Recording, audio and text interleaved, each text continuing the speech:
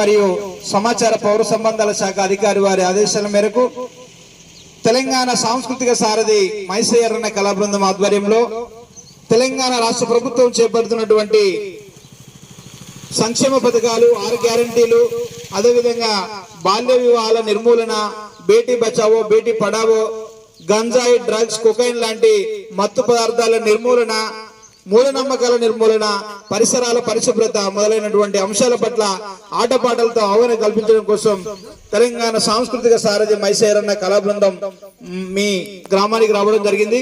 ఇప్పుడు కార్యక్రమంలో భాగంగా ఒక చక్కని పాట.